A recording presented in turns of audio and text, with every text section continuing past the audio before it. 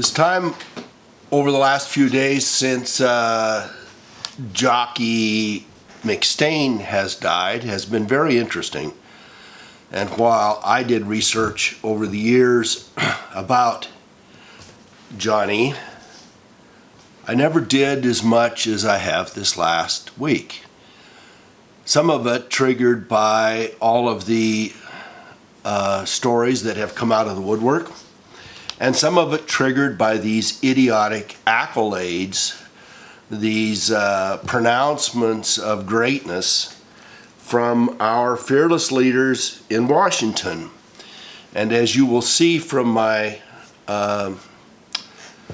thumbnail of the start of this video, we have the crazies that have stepped forward. There's Mitch McConnell that tells an interesting story about how they were on the opposite sides of voter material, but boy, he sure did like his independence. You've got Reed from Nevada, who finally retired, who was a snake in every respect and who readily admitted that he lied and cheated and played games in order to get Hillary to win the primary in Nevada. You've got John Kerry, a fellow Vietnamer that claims that they were always good buddies because they appreciated the Vietnam experience. And of course, Kerry came to light originally as an anti-war hero at the end of the Vietnam War, but has never been that. And he and McCain were instrumental, not just kind of sort of there, they were instrumental together as Vietnam vets. One a POW and one I think he was in the trenches on a little boat, that claimed that worked to prevent the MIAs and the POWs from being identified, from the information that the United States government had from being released. They fought at every turn to keep the families of the POWs that were still lost after 1973. When McCain came home and became the instant hero, they were lost. They were lost to the process. And there were perhaps 1,200 of them that were left in Vietnam, hanging, dangling by a thread, prisoners of war that the Vietnamese, the communist Vietnamese, were using as collateral for the money, the reparations that Nixon was supposed to pay, the $3.25 billion that Nixon was supposed to pay as part of the end of the war, which of course never got paid. And Nixon and Kissinger knew it was not going to get paid. They knew that. They just wanted to end the war for political purposes. They knew that there were going to be vets that were not going to be returned. They knew that those vets were going to be hanging by a string. They knew that there was no way they were going to get the rest of them back unless they paid reparations. They knew that the United States Congress would not pay $3 billion worth of reparations to Vietnam, because that would have been a capitulation, a communist capitulation. They did it simply to end the war so that Nixon looked good. And they knew right from the outset that those 1,200 or so POWs and MIAs that were still living in Vietnam were going to be tossed to the wind. And who was behind keeping them from getting recognized, keeping the information from becoming public, keeping the source and information of where they might be, of whether or not they were still alive, keeping anything from getting out. The guys that were at the corner of that were John Kerry and Jockstrap McStain, who actually, McCain actually put forward a bill and passed a bill that would keep the POW information confidential ad infinitum. It has never been fully released.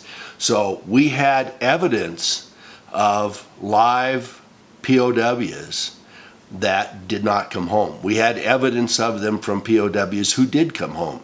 We had evidence from the witnesses that saw them in various camps. We had evidence of them leaving aerial markers that they were told to release. We had evidence of them releasing secret messages and numbers that would indicate that they were alive.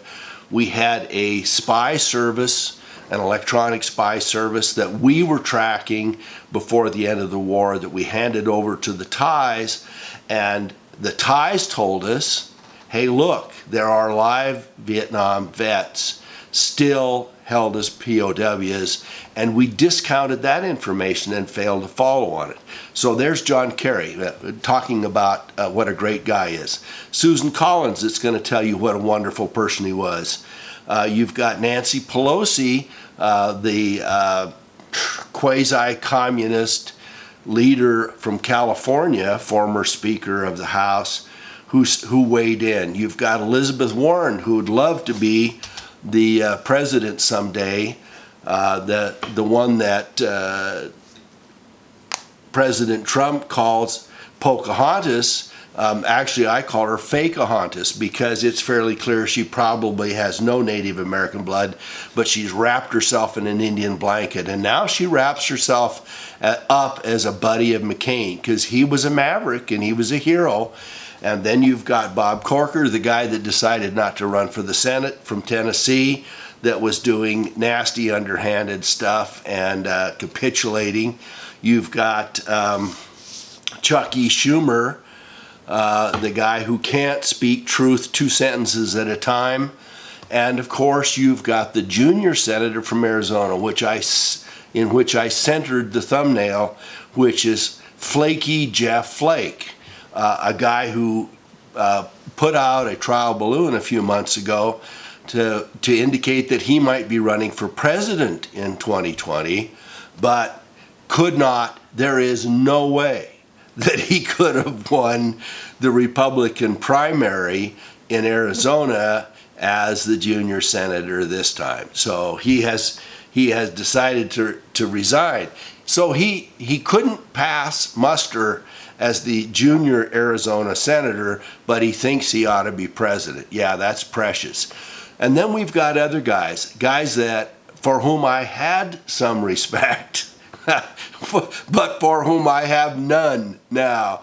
And one of them is Newt Gingrich, who supposedly, he's the great 1994 leader of the Republicans who brought them to the majority in the House of Representatives for the first time in 40 years or so.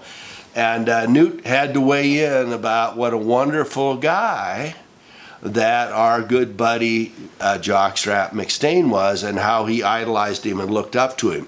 You've got Bob Dole, a decorated pilot and veteran of World War II that weighed in, and poor old Dole didn't sound like he had everything there. One of the things that I looked at as part of the Gingrich look-in, and many of you may not know this, is that Gingrich's third wife, whatever her name is, a woman 20 or so years his junior, is now the ambassador to the Holy See, to the Catholic Vatican, there he is. And so I have trolls that have stopped in and said, oh, who are you? Who are you to make fun of McCain? Where did you crawl out of the mud to make fun of McCain now? Well, I haven't liked McCain for a decade or more.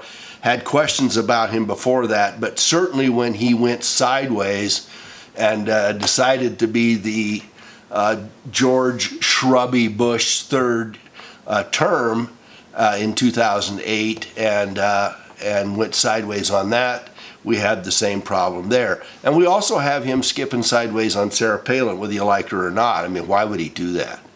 But one of the things that I don't like about him, I mean, let me go back to the earlier statements, because some of you have called me on the carpet for his accidents. The first accident was while he was still in training. He scuttled a plane, went underwater with it. There is evidence in that Corpus Christi accident that he was hot dogging and playing around with it. If there was a flame out, that he caused it. That would have gotten almost anybody off as a pilot. Then he strafes in Spain and takes out a power line that takes out tens of thousands, or if not hundreds of thousands of people from power in Spain, and comes back to the carrier with a power line wrapped around his wing, and that doesn't get him terminated. He continues there. Then you have the third accident where he's running back and forth from Pennsylvania and is playing little games and crashes yet a third plane, claims that there was an engine failure even though the inspection of the plane shows none of it.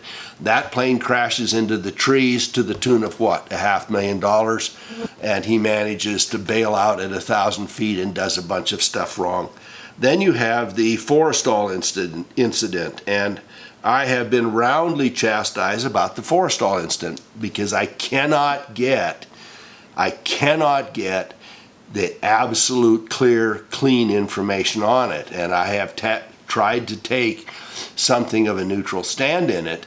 I have asked and requested several of you who say you have insider information, share it with me. I will expose it. I absolutely positively will expose it. And so the latest version of it, and there are several versions of it that run all the way from McStain was an innocent victim and the rocket went off from another plane into a plane adjacent to his, and that caused the accident, that the fuel that fell onto the deck of the aircraft carrier was the neighboring plane, that he managed to bail out from the fire, escape.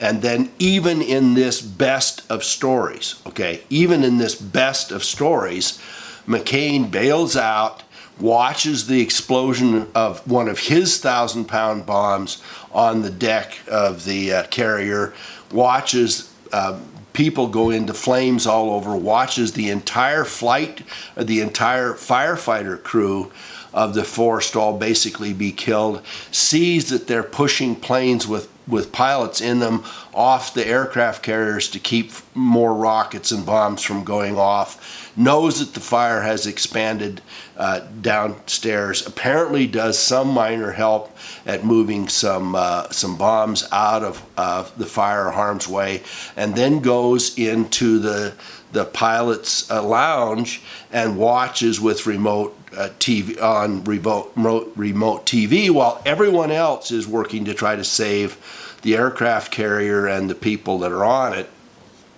He goes to the infirmary, claims that he might have had some minor shrapnel in the backs of his legs, even though his father later says that he got away without a scratch, to his amazement, and then claims that the only reason he didn't finish going into the infirmary and ever make a record in the infirmary is that one of the guys, no name to be named,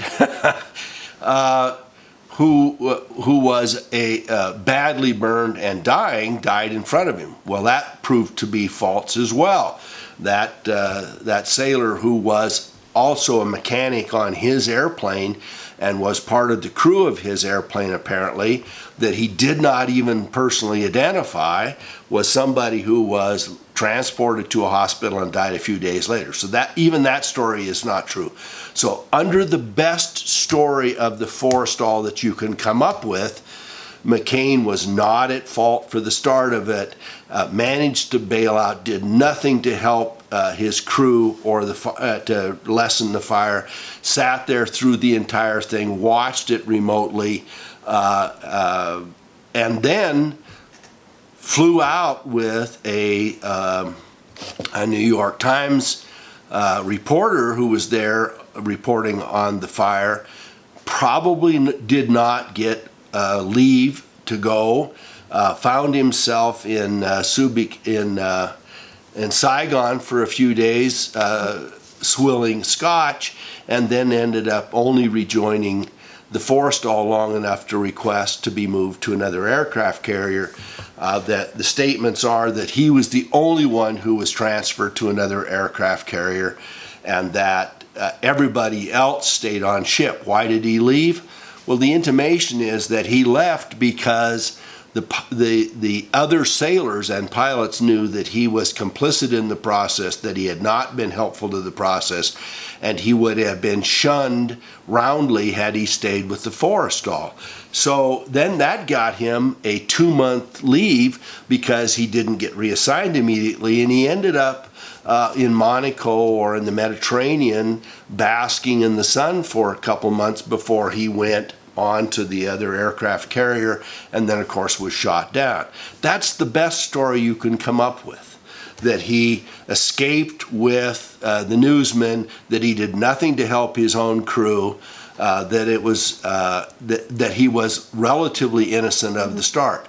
The worst one is that he was the hot shot that wet started his jet, and that caused the fire, and that caused the explosions, and I can't verify that. It is possible, but I can't verify it. It is clear that he wet started others.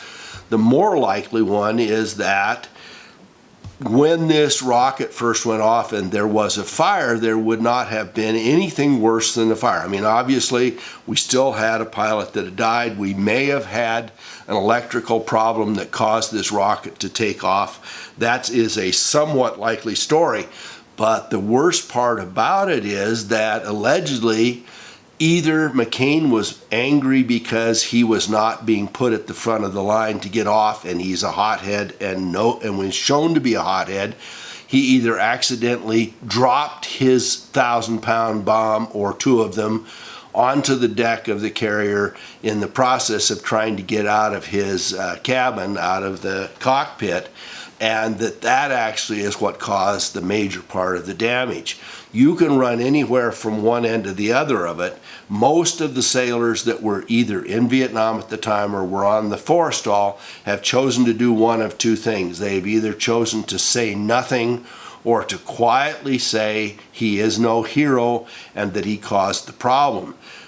If you look at the pieces of it, the likelihood is that he was transferred rather than court-martialed only because his dad was the 4-star admiral, and that's what got him off, and that he escaped to fly again even when no one else would have been flying.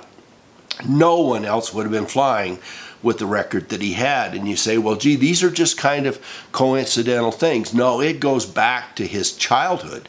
When you follow it back, and I had never done this until recently, when you follow it back, he was a spoiled brat who held his breath till he passed out, and his parents actually had to throw him into a cold water bathtub to get him to come around. He was a spoiled brat who threw tantrums in school. He was not well liked in college. When he went to the Naval Academy, he was one of the poorest students there. He broke all the rules. He was given reprimands, demerits, so many of them that he was scheduled not to graduate, and his admiral daddy saved him from that one. There are rumors that to the effect that he would have been the anchor man of 899 graduates even when he was given a reduction of demerits and allowed to graduate with his class, that he would have been the anchor man. Now, the anchor man happens to be the worst student of the class. There's always one, right? And the anchor man is somebody who gets some notoriety because he's managed to escape through the process and actually graduate with his fellow cadets. And there are rumors to the effect, and I can't prove this, that McStain was number 899 and that his admiral daddy squeezed in and managed to move him up 4 notches just so that he would not have gotten the dubious notoriety of having been the worst graduate of the 899 members of that cadet class. Then there is another part that I had not seen before, and that is that McStain's pilot record includes another accident, I think somewhere around in 79 or so after he got out of the service, and he actually wrecked another airplane. I can't validate it, and it is something that slipped in under the radar. On top of that, you have he's great buddies with Reagan, but Ron and his wife don't like him after he gets the divorce, after he has had a year-long affair at the expense of his wife. Finally gets a divorce, I think in April of, I can't remember the year, 82 or 3 or 4, somewhere in there. And within 6 weeks, the marriage license that he applied for while he was still married to his first wife is carried out, and he's married to Cindy. So the guy is dark, dark, dark. The POWs express a statement of him while he was in Hanoi that yes, he might have been punished, he might have been beaten during the first 2 years, but after that he was not.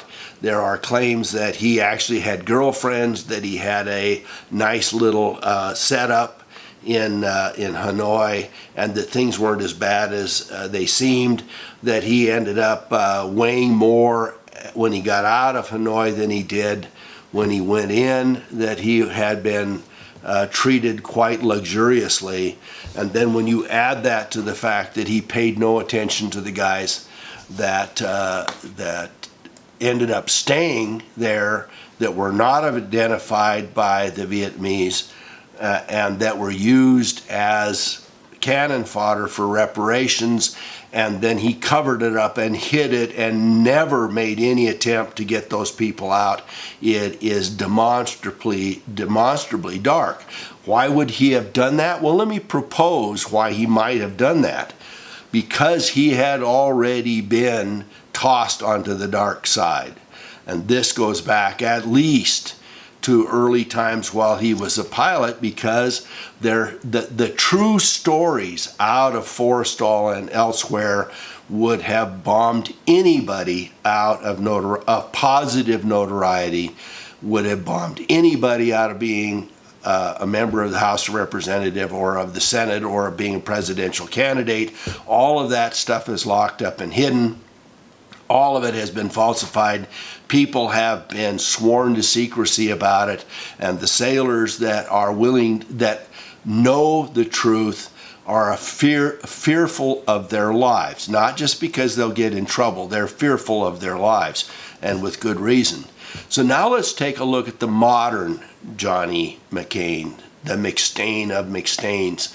Some of us that appreciate the fact that not only did the guy vote against the repeal of the Obamacare and destroy the potential for Trump to have a major victory after he got elected, I'll sit out of that one. Let's look at the war efforts. Let's look at the little drumbeat of Johnny McStain for war.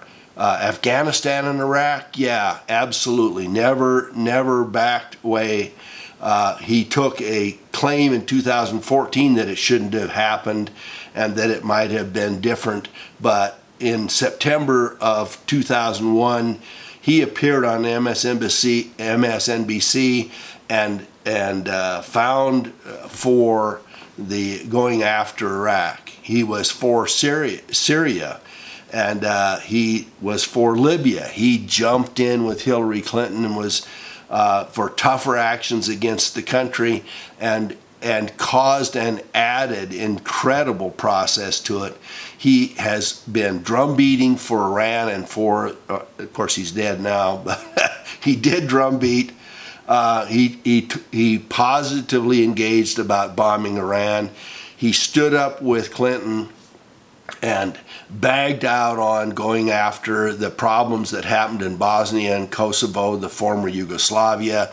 And how many people died in Bosnia? 300,000 before Billy Bob Clinton did anything at all while he was president, and with the help of Jockstrap McStain. You've got Ukraine, and he was ready to go after them, and he supported the jihadists in the Ukraine, and he backed the overt Nazis applying for death. He has had a steady drumbeat against Russia, even though he is running around with Deripaska and the Ukrainian bad boys, the industrialists and the rest of this. He has thumped for Trump going in after North Korea and to strike a nuclear-armed country. He has made vague and strange threats against China. And of course, he has been seen publicly with the jihadists in Syria and the ISIS bunch, the insider ISIS bunch. There are intimations that he engaged in and promoted the illegal activities of providing arms to ISIS and other jihadists, and perhaps to folks in Russia and Ukraine and elsewhere. He has been linked with Soros. The Clinton Foundation and his foundation run parallel to each other, and like them, he gets pay for play and got contributions from some of the same kind of sources, and some of those sources are linked to Soros. A Soros source. Isn't that cute? So when you put all of this together and you look at the guys like Corker and the rest of these guys that all came in and couldn't help themselves, they had to make positive, they couldn't get over themselves in making positive statements about McCain. The war hero that died, who's going to be, his remains are going to be in state, the flags that are flown half-mast, it is an embarrassment to us times 100. And so I'm putting one more McCain up. And why am I doing that? Not just about stomping on McCain. It's about looking at all of these other people that expressed great admiration for him, because I will tell you, as a matter of course, if they expressed support of his memory, they are immediately suspect. We should know that anybody who supports him in state is someone to be questioned throughout their career, because they are supporting and defending a person as dark as they may well be themselves. So that's my report of the day. I may be close to getting done with McCain, but there's lots to report. And my challenge, please, my challenge, anybody who has a direct report, an honest, open report, a comments and testimony of one of those honest sailors who were on that FORRESTAL, who will tell us what really happened and whether McCain was more at fault than the official story, I will listen to with every part of myself, and I will report on it if I can gain any credence to it. I can't say rumors are true. I can only say there are rumors.